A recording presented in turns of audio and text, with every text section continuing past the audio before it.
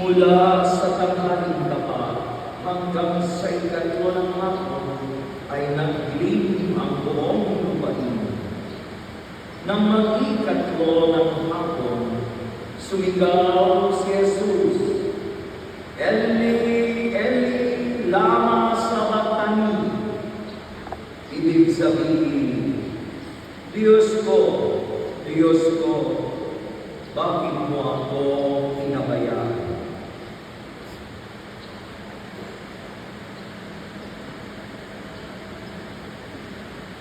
Mag-ikatlo na ng hapon noong unang Biyernes Santo noong sa Kalbaryo. Sumigaw si Jesus, Diyos ko, bakit mo ako pinabayaan? Ang akala ng mga tao ay tinatawag niya si Elias, kaya't siya'y kanilang nilibak at pinagtawanan. Ngunit ang sigaw na ito ni Jesus ay hindi tanda ng kawalan ng pananampalataya sa Ama. Hindi siya nawala ng tiwala sa Ama.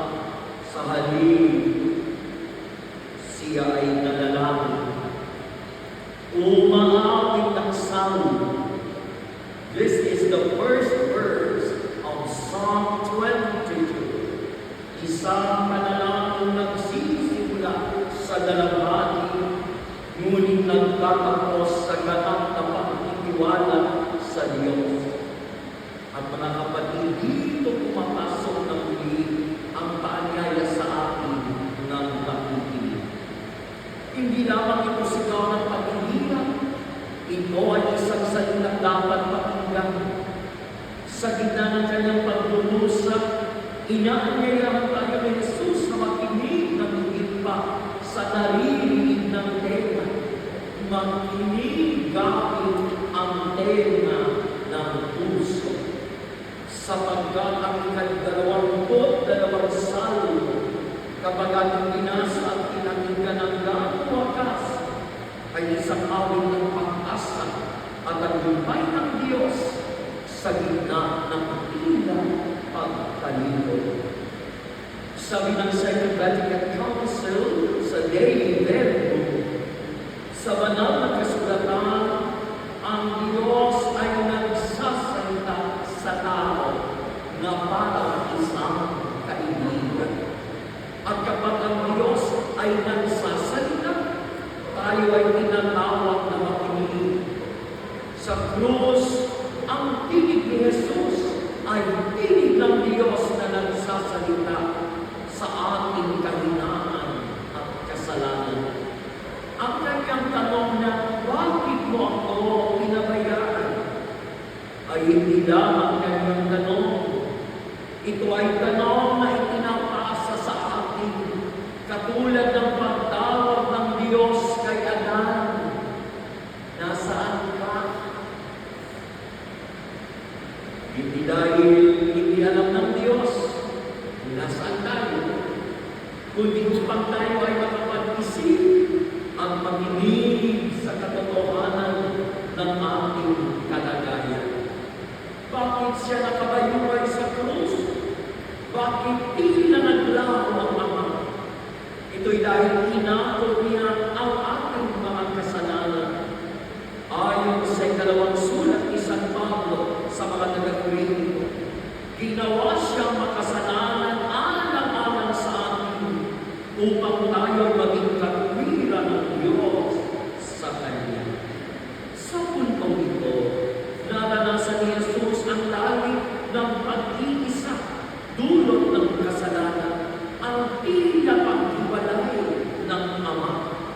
Ngunit ayon sa Catechism of the Catholic Church, hindi tunay na pinabayaan ng Ama ang kanyang anak, bagkus pinahintulutan niya na maranasan ng anak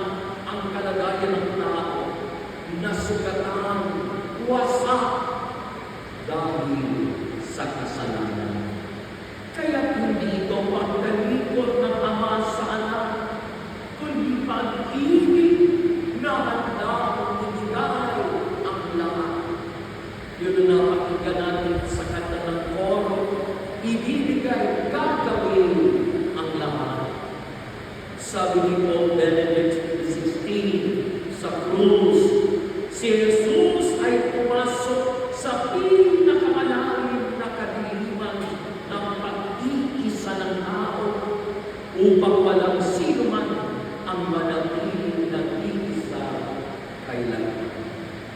Are you alone? Do you ever feel lonely? Remember that depth of loneliness has been penetrated by the Lord. And in the deepest recesses of our hearts, truly, God is with us. Ayon naman kay Pope Francis, ang Diyos ay hindi kailanman napapagod sa pagpapatawad. Tayo ang napapagod sa paglapit sa Kanya. Mga kapatid, ang ika-4 na salita ni Jesus ay isang paanyaya. Matinig tayo sa tinig ng pag-ibig na nagdurusa para sa atin. Makinig tayo hindi lamang sa Kanyang mga salita, kundi sa katahimikan ng krus. Sapagkat sa katahimikan iyon, naroon ang katotohanan na ang aming kasalanan ay may sadyang bigat. Ngunit ang Kanyang pag-ibig ay higit na mabigat, higit na dakila at malawak kaysa sa pinagsama-samang kasalanan ng lahat sa sanlibutan. Sa huli ng sigaw ni Jesus ay hindi nagtatapos sa kawalan, kundi sa pagtitiwala, sapagkat ang salong Kanyang inaawit ay nagwawakas sa tagumpay ng Diyos. Kaya sa ating buhay, kapag tayo man ay napapagmanalas, Lord, nasaan ka? Panginoon, nasaan ka?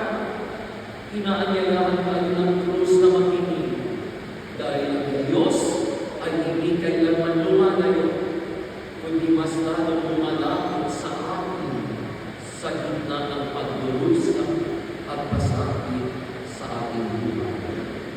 Makinig tayo sa krus